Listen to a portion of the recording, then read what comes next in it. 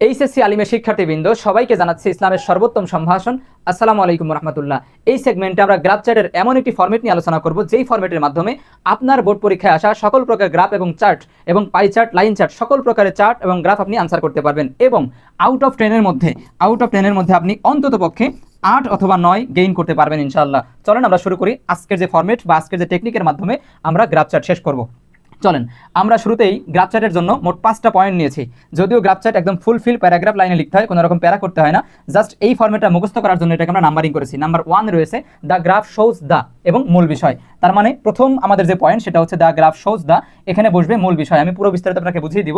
2 নম্বর পয়েন্টে আসেন। এখানে বলা হচ্ছে অ্যাকর্ডিং টু দ্য গ্রাফ অথবা অ্যাট ফার্স্ট গ্লান্স বা অ্যাট এ গ্লান্স, আমরা যে কোনো একটা এখানে ইউজ করতে পারি। 2 নম্বর পয়েন্টটা হচ্ছে অ্যাকর্ডিং টু দ্য গ্রাফ অথবা অ্যাট ফার্স্ট গ্লান্স অথবা অ্যাট এ গ্লান্স। এখানে কি বসবে? প্রাথমিক ধারণা। প্রত্যেকটা আমি আলোচনা করব। আগে আমি ফরম্যাটটা আলোচনা করছি। 3 নম্বর পয়েন্টে আমরা লিখব দ্য গ্রাফ শোজ দ্যাট অথবা দ্য চার্ট শোজ দ্যাট। এখানে আমরা কি লিখব? বিস্তারিত। আপনার গ্রাফটা আসলে কয় শব্দের হবে, কয় ওয়ার্ডের হবে, সেটা আপনি ডিসাইড করবেন এই 3 নম্বর পয়েন্টের মধ্যে। বেশিরভাগ ক্ষেত্রে আমরা কোশ্চেন অ্যানালাইসিস করে দেখেছি বিগত বছরের কোশ্চেনগুলো, বেশিরভাগই 120 ওয়ার্ডের কথা বলা হয়, 150 ওয়ার্ডের কথা বলা হয় এবং একদম অ্যাভারেজ মানে রাউন্ড ফিগার 100 ওয়ার্ডের কথা বলা হয়। বেশিরভাগ এভারেজ আমরা এই সংখ্যাটাই দেখতে পাই। তার মানে আপনাকে একটা গ্রাফ 120 ওয়ার্ডে শেষ করতে বলা হয়। এখন কথা হচ্ছে, যদি আমাকে 120 ওয়ার্ডে শেষ করতে বলে, আমাকে কি ফিক্সড 120 ওয়ার্ডে শেষ করতে হবে? না।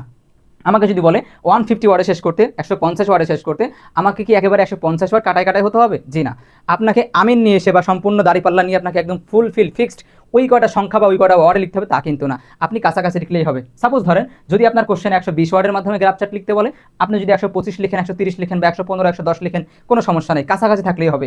120 বললে কাছাকাছি রাউন্ডে থাকলে হচ্ছে, 150 বললে কাছাকাছি রাউন্ডে থাকলে হচ্ছে, 100 বললে কাছাকাছি রাউন্ডে থাকলে হচ্ছে। তার মানে 120 বললে 115, 110, 108, 105 বা 135, 130, 125 এরকম। আশা করছি বুঝতে পেরেছেন। এবার এখন 4 নম্বর ফরম্যাট। 4 নম্বর ফরম্যাটে কি আছে? বাট। বিপরীতমুখী কোনো তথ্য যদি থাকে আমাদের গ্রাফের মধ্যে, সেইটা অ্যাড করার জন্য আমরা এই কনজাংশনটা ইউজ করতে পারি। এবং অ্যাট লাস্ট রয়েছে ওভারঅল অথবা দাস। এর মাধ্যমে আমরা পুরো গ্রাফের কনক্লুশন করব, মানে ফিনিশিং দিব। এই 5টা পয়েন্টের মাধ্যমে আমরা গ্রাফ চার্ট সম্পূর্ণ করব। এই পয়েন্টগুলো আপনারা হুবহু মুখস্থ করবেন, আর এই পয়েন্টগুলো ফিল আপ করার জন্য যে তথ্যগুলো দরকার সেগুলো আমরা এখন আনসার করে দেখব। তাহলে এই ছিল আমাদের গ্রাফ চার্ট লেখার সবচেয়ে সেরা টেকনিক বা সবচেয়ে সেরা ফরম্যাট। এখন এই ফরম্যাটটা ইউজ করে আমরা একটা গ্রাফ চার্ট লিখবো, আপনাদেরকে দেখাবো বিগত বছর আসা কোশ্চেন এই ফরম্যাট দিয়ে কিভাবে লিখতে পারবেন, বা আপনার পরীক্ষা আসা কোশ্চেন, আপনার পরীক্ষা আসা গ্রাফ বা চার্ট আপনি এই ফরম্যাট দিয়ে বা এই পয়েন্টগুলো দিয়ে কিভাবে লিখে আসবেন। শুধুমাত্র এই ফরম্যাট না, ভিতরে কোন শব্দগুলো ইউজ করবেন সেগুলো আমি আপনাদের জন্য রেডি করে দিব। ঠিক আছে, চলেন আমরা একটা কোশ্চেন দেখে আসি। আসেন, এই একটা কোশ্চেন, বেশ অনেকবার এই কোশ্চেনটা আমরা আসতে দেখেছি। দেখেন কোশ্চেনটা এখানে দেওয়া আছে, আমরা একটা কোশ্চেনটা পড়ি। The graph shows the number of internet user of Bangladesh in, একটা ইয়ার দেওয়া আছে, 2টা সাল দেওয়া আছে, 2012 থেকে 2017। কোশ্চেনটা ভালো করে দেখেন। The graph shows the number of internet users of Bangladesh in the year of 2012 থেকে 2017। তার মানে এখানে বলছে the graph shows the number, গ্রাফটিতে দেখানো আছে যে নাম্বার বা সংখ্যা, কিসের? অফ ইন্টারনেট ইউজার, ইন্টারনেট ব্যবহারকারীর সংখ্যা। তাহলে গ্রাফটিতে দেখানো আছে ইন্টারনেট ব্যবহারকারীর সংখ্যা অফ বাংলাদেশ, বাংলাদেশের। গ্রাফটিতে বাংলাদেশে ইন্টারনেট ব্যবহারকারীর সংখ্যা দেখানো আছে এবং সেটা হচ্ছে 2012 থেকে 2017 সালের মধ্যে। এবং বলা হচ্ছে নাও, এখন ডিসক্রাইব মানে ব্যাখ্যা করো দ্য গ্রাফটি ইন 150 ওয়ার্ডস। এখন বলছে যে নাও ডিসক্রাইব দ্য গ্রাফটি ব্যাখ্যা করো 150 ওয়ার্ডে। You should highlight and summarise the information given the graph. তার মানে আপনাকে অবশ্যই হাইলাইট করতে হবে সবচেয়ে সুন্দর তথ্যগুলো, সবচেয়ে ইনফরমেটিভ তথ্যগুলো, এবং সেটাকে আপনাকে ইনফরমেটিভ এবং সামারাইজ আকারে লিখতে হবে। এই ছিল আমাদের কোশ্চেন। আর যে ডায়াগ্রামটা দেওয়া আছে, যে চার্টটা বা গ্রাফটা দেওয়া আছে, সেটা এখানে দেওয়া আছে। এই ক্যাটাগরি কোশ্চেনই হয়, আপনারা একটু বিগত বছরের কোশ্চেন দেখবেন এই ক্যাটাগরি কোশ্চেনই হয়। তাহলে এইখানে একটা চার্ট দেওয়া আছে, একটা গ্রাফ দেওয়া আছে, যেই গ্রাফে ইন্টারনেট ব্যবহারকারীর সংখ্যা কেমন বৃদ্ধি পেয়েছে, কেমন ডিস্ট্রয় হয়েছে, কখন কেমন বৃদ্ধি পেয়েছে, কত সালে কত ইন্টারনেট ব্যবহারকারীর সংখ্যা ছিল, তার একটা পার্সেন্টেজ এখানে দেওয়া আছে। আমরা যদি একটু বোঝার চেষ্টা করি, 2012 সালে ইন্টারনেট ব্যবহারকারীর সংখ্যা ছিল 50%, 2013 সালে সেটা বৃদ্ধি হয়ে 60% গেছে, আবার 2014-তে একটু কমে এসে 55%, 2015-তে 70%, 2016-তে 70% এবং 2017-তে সেটা সবচেয়ে বেশি বৃদ্ধি পেয়ে 80%-এ গিয়ে দাঁড়িয়েছে। এই ছিল আমাদের কোশ্চেন, এটা ছিল আমাদের কোশ্চেন। এখন এই কোশ্চেনটা আমরা আনসার করব। আমরা তো প্রত্যেকটা গ্রাফের জন্য বা প্রত্যেকটা চার্টের জন্য, প্রত্যেকটা লাইন চার্টের জন্য, প্রত্যেকটা পাই চার্টের জন্য আলাদা আলাদা করে মুখস্থ করবো না। আমরা যেটা ফরম্যাট নিয়েছি 5টা পয়েন্টের, ওই ফরম্যাট দিয়ে আমরা সকল প্রকারের গ্রাফ লিখতে পারবো ইনশাল্লাহ, এবং সর্বোচ্চ একটা মার্ক আমরা গেইন করতে পারবো। ঠিক আছে, আমরা যে ফরম্যাটটা নিয়েছিলাম 5 পয়েন্টের, সেটাই আমরা অ্যাপ্লাই করছি। চলেন আনসার দেখি। আমাদের প্রথম ফরম্যাট বা প্রথম পয়েন্টটা কি ছিল? দ্য গ্রাফ শোজ দ্য, আমরা ওইটাই লিখলাম। এবং এখানে কি বলা ছিল? ওখানে বলা ছিল দ্য গ্রাফ শোজ দ্য কি মূল বিষয়। আমরা আরেকবার দেখে আসি, আমরা ফরম্যাটটা আরেকবার দেখে আসি। এই প্রথম ফরম্যাটটা কি? প্রথম পয়েন্টটা হচ্ছে দ্য গ্রাফ শোজ দ্য, এবং এখানে কি বসবে? মূল বিষয় বসবে। এবং 2 নম্বরে কি? According to the graph at first glance, যে কোনো একটা শব্দ বা যে কোনো একটা কনজাংশন বা আপনি যে কোনো একটা ফ্রেজ এখানে ইউজ করতে পারেন। আমরা এটাও ইউজ করতে পারি, এটাও ইউজ করতে পারি। এটা বেশি সুন্দর, বেশি অর্থবহ, এবং এখানে কি বসবে, প্রাথমিক ধারণা বসবে। আমরা এই দুইটা একটু এখানে দেখে আসি আনসার সহ। আচ্ছা, আমাদের প্রথম পয়েন্টটা ছিল দ্য গ্রাফ শোজ দ্য, ঠিক আছে। এরপর এখানে কি লিখতে বলা হচ্ছিল, মূল বিষয়। তা মূল বিষয় আমি কোথায় পাবো, বাসা থেকে নিয়ে যাবো ব্যাগে করে বা ফাইলে করে? জি না, মূল বিষয় আমি কোশ্চেনে পেয়ে যাবো। আমাকে গ্রাফ চার্ট দিক, যাই দিক, পাই চার্ট দিক, লাইন চার্ট দিক, যেটাই দিক না কেন, ওই কোশ্চেনের মধ্যে মূল যে বিষয়টা সেটা মেনশন করা থাকবে। আমি কোশ্চেনের মধ্যেই মূল বিষয় পেয়ে যাবো। আমাকে মূল বিষয় আলাদা করে মুখস্থ করতে হবে না, আমি কোশ্চেনে পেয়ে যাবো। দেখেন আমরা এই কোশ্চেনে পাই কিনা।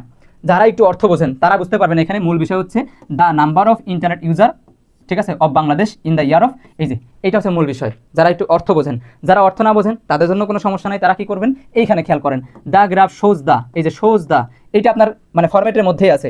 এখানেও দেখেন শোজ দ্য, এটা আপনার কোশ্চেনের মধ্যেই আছে, এখানেও শোজ দ্য আছে, এখানেও শোজ দ্য আছে। তাহলে যেহেতু আপনার ফরম্যাটের মধ্যে অলরেডি শোজ দ্য আছে, তাহলে শোজ দ্যার পরে যতটুকু থাকবে পরবর্তী ফুলস্টপ পর্যন্ত, সেটাকে আপনি কি মূল বিষয় হিসেবে লিখতে পারেন। আর যারা অর্থ বোঝেন তাদের জন্য কোনো রকম ডিফিকাল্টি এখানে নাই, কোনটা আসলে মূল বিষয় হতে পারে, এটাই মূল বিষয়। দ্য নাম্বার অফ থেকে শুরু করে এই পর্যন্ত হচ্ছে মূল বিষয়। তাহলে আমরা দ্য গ্রাফ শোজ দ্য, এটা আমাদের মূল ফরম্যাট। মূল ফরম্যাটের পর থেকে the number of internet user in Bangladesh, এটাই আমাদের মূল বিষয়। আমরা কোশ্চেন থেকেই নিচ্ছি।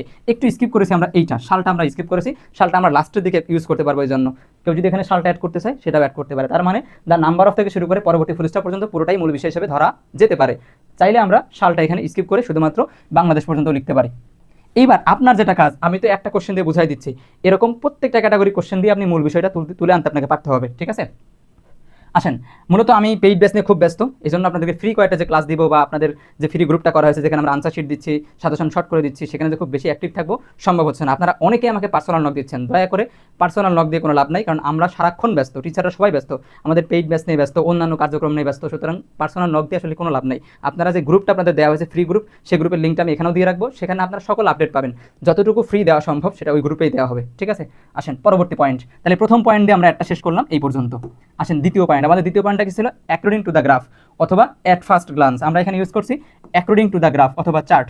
গ্রাফ আসলে আমরা গ্রাফ লিখবো, চার্ট আসলে চার্ট লিখবো। তাহলে 2 number point, according to the graph অথবা চার্ট। এইবার দেখেন এখানে যে ভাষাগুলো ইউজ করছি আপনারা এইগুলো ইউজ করবেন। দেখেন কি ইউজ করা হয়েছে, the lowest percent was in the year of কি 2012। দ্য লোয়েস্ট পার্সেন্ট মানে কি সবচেয়ে কম রেট বা সবচেয়ে কম পার্সেন্টেজ। ভাষাগুলো বুঝবেন, এই ভাষাগুলো ইউজ করবেন প্রত্যেকটা গ্রাফের ক্ষেত্রে, প্রত্যেকটা চার্টের ক্ষেত্রে এই শব্দগুলো ইউজ করবেন, এই লাইনগুলো ইউজ করবেন, কোনো সমস্যা নেই। জাস্ট ভিতরে ভ্যালুগুলো আপনারা কি করবেন, পরিবর্তন করবেন। আমি দেখিয়ে দিচ্ছি।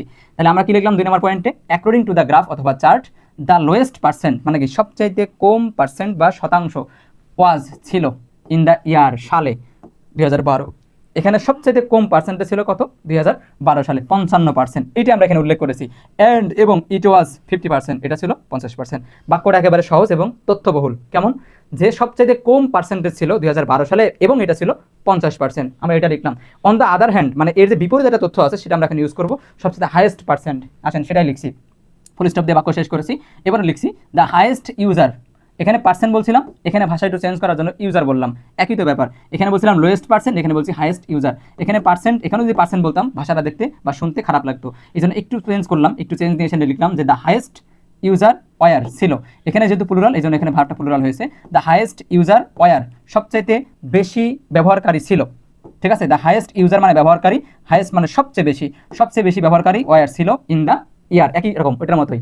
এবার আমরা সালটা উল্লেখ করছি 2017, অ্যান্ড ইট ওয়াজ কত, 80%। তাহলে সবচাইতে লোয়েস্ট পার্সেন্টেজ ছিল 2012 সালে এবং ছিল 50%, এবং সবচেয়ে বেশি ব্যবহারকারী ছিল হচ্ছে 2017 সালে এবং সেটা ছিল 80%। এই দুটো তথ্য আমরা উল্লেখ করলাম। এবার আসেন পরবর্তী আমাদের 3 নম্বর পয়েন্ট। 3 নম্বর পয়েন্টে আমরা দ্য গ্রাফ শোজ দ্য এবং এখানে বিস্তারিত লেখার কথা, এবং বিস্তারিত লেখার ক্ষেত্রে আমরা প্রত্যেকটা সাল বাই সাল আমরা এখানে ব্যাখ্যা করেছি, কত সালে কত ছিল, কত সালে কেমন পার্থক্য ছিল। পাশাপাশি 2 সালের আমরা কন্ট্রাস্ট করেছি, কম্পেয়ার করেছি। সরাসরি এমন লিখি না যে 2012 সালে এত ছিল, 2013 সালে এত ছিল, এমন না। আমরা কি করেছি, পরপর 2 সালকে কম্পেয়ার করেছি। সবগুলো বলতে গেলে মেলা সময় লেগে যাবে, এখানে আনসার আছে আপনারা দেখে নেবেন। আমি আপনাকে প্রথম 2টা সাল দেখাচ্ছি। দেখেন the internet user fluctuate around, এখানে একটা কথা আছে, চলেন আমরা একটা স্লাইড দেখে আসি। এই যে এইটা যদি আপনি দেখেন যে কোনো গ্রাফ সিরিয়ালে উপরের দিকে উঠছে, বুঝতে পেরেছেন, উপরের দিকে উঠছে, যদি গ্রাফটা ঊর্ধ্বমুখী হয় আস্তে আস্তে আস্তে আস্তে উপরের দিকে উঠছে, তাহলে আপনি এই 2টা শব্দ ইউজ করতে পারেন, এই 2টা শব্দ ইউজ করতে পারেন, যে কোনো একটা। ক্লাইম্বড টু মানে বৃদ্ধি পেয়েছে বা উন্নীত হয়েছে। ইনক্রিজ টু, যদি কোনো গ্রাফ, আমি আবার রিপিট করছি, যদি কোনো গ্রাফ আস্তে আস্তে উপরের দিকে ওঠে তাহলে এই দুইটার যে কোনো একটা শব্দ আপনি ইউজ করতে পারেন। যদি নিম্নমুখী হয়, মানে কোনো গ্রাফ যদি আস্তে আস্তে নিচের দিকে নামে, উপর থেকে আস্তে আস্তে আস্তে আস্তে নিচের দিকে নামছে, সেক্ষেত্রে আপনি ড্রপ টু অথবা রিডিউস টু যে কোনো একটা ইউজ করতে পারেন। এমন যদি দেখেন কোনো গ্রাফ আসলে ওঠানামা করছে নদীর মতন, ঠিক আছে, একবার উঠছে একবার নামছে, একবার উঠছে একবার নামছে, এরকম ক্ষেত্রে আপনি এই দুইটা শব্দ যে কোনো একটা ইউজ করতে পারেন, রাইজ অ্যান্ড ফল অথবা ফ্লাকচুয়েট অ্যারাউন্ড। আশা করছি এটা বুঝতে পেরেছেন। যদি কোনো গ্রাফ আস্তে আস্তে উপরের দিকে ওঠে, ঊর্ধ্বমুখী হয়, এই দুইটার যে কোনো একটা শব্দ ইউজ করতে পারেন। যদি কোনো গ্রাফ নিম্নমুখী হয়, নিম্নগামী হয়, মানে আস্তে আস্তে নিচের দিকে নামে, এই দুইটার যে কোনো একটা শব্দ ইউজ করতে পারেন। অথবা যদি কোনো গ্রাফ সিরিয়ালি উপরের দিকে ওঠে নাই, নিচের দিকেও নামে নাই, মাঝে মধ্যে উপরে উঠছে, মাঝে মধ্যে নামছে, উঠছে নামছে, এরকম যদি কোনো পরিবেশ দেখেন, তাহলে আপনারা এই দুইটা শব্দের যে কোনোটা ইউজ করতে পারেন। তবে ফ্লাকচুয়েট অ্যারাউন্ড এই শব্দটা খুবই আপডেট, এটা ইউজ করতে পারেন। আসেন আমরা যে গ্রাফটা আনসার করছিলাম সেই গ্রাফটার অবস্থা আসলে কেমন, যদি পুরো ওভারভিউ নেন, ঠিক আছে, দেখতে পারবেন যে গ্রাফটা আসলে কি সিরিয়ালের উপর দিকে উঠছে, জি না, সিরিয়ালের নিচের দিকে নামছে, জি না, কি হয়েছে, মাঝে মধ্যে উঠছে, মাঝে মধ্যে নামছে, উঠছে নামছে, উঠছে নামছে। এই ক্ষেত্রে আমরা কি ইউজ করতে পারি, ফ্লাকচুয়েট অ্যারাউন্ড অথবা রাইজ অ্যান্ড ফল। তাহলে আমরা এখানে ইউজ করবো ফ্লাকচুয়েট অ্যারাউন্ড। 3 নম্বর যে পয়েন্টটা সেটা একটু খেয়াল করেন, আমি আবার আনসারটা দেখতেছি। 3 নম্বর যে point, the graph shows that the internet user, গ্রাফটিতে দেখানো আছে যে ইন্টারনেট ব্যবহারকারীর সংখ্যা কি ফ্লাকচুয়েট অ্যারাউন্ড, মানে কি ওঠানামা করেছে, ফ্লাকচুয়েট অ্যারাউন্ড ওঠানামা করেছে। ওই যে বলছিলাম ওঠানামা করলে ফ্লাকচুয়েট অ্যারাউন্ড এই শব্দটা ইউজ করবো। তাহলে ইন্টারনেট ব্যবহারকারীর সংখ্যা, ঠিক আছে, ইন্টারনেট ইউজার্স, ইন্টারনেট ব্যবহারকারীর সংখ্যা ফ্লাকচুয়েট অ্যারাউন্ড ওঠানামা করেছে এত থেকে এত। তা ওঠানামা করছে কত পার্সেন্ট থেকে কত পার্সেন্ট, 50% থেকে 80%-এর মধ্যে ওঠানামা করছে, সেটা এখানে উল্লেখ করলাম যে ফ্লাকচুয়েট অ্যারাউন্ড 50% টু 80%। ফ্রম কত সাল থেকে কত সাল, সালটা হচ্ছে 2012 থেকে 2017, এই কথাটা আমরা উল্লেখ করলাম। অন্যান্য গ্রাফের ক্ষেত্রে আপনি ঠিক সেম কথাটাই উল্লেখ করবেন, জাস্ট এখানে এই যে ভ্যালুগুলো পরিবর্তন হবে, এই যে এই ভ্যালুগুলো পরিবর্তন হবে। আশা করছি বুঝতে পেরেছেন। এইবার আসেন পরবর্তী যে আমরা এই যে 2 সাল, প্রত্যেক সালকে আমরা কম্পেয়ার করব, তুলনা করব।